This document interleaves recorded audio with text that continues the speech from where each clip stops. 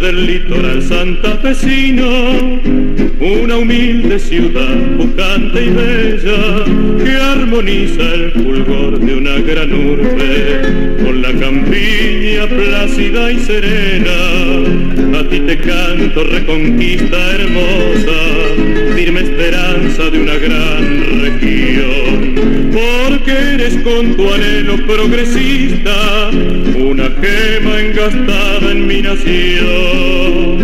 Perla del norte, esta es tu canción. Nació una noche en que me hallaba lejos y te veía en mi imaginación.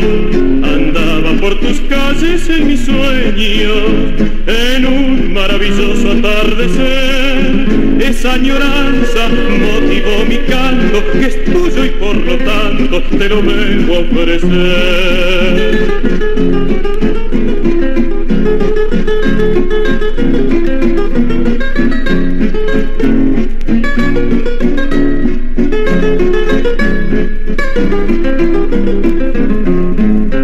Hoy más que nunca quiero cantarte esta alegría de saber que eres tal como te siento. Tu inquietud cancionera te ha nombrado depositaria fiel de nuestro acervo. Ya tienes varios hijos hechos canto que el cielo litoreño unidos ve. Samuel Cernadas y Fernández Rudas, con Romero el autor de Chamamé. Perla del norte, esta es tu canción. Nació una noche en que me hallaba lejos y te veía en mi imaginación.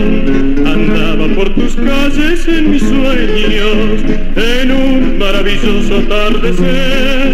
Esa añoranza motivó mi canto, que es tuyo y por lo tanto te lo vengo a ofrecer.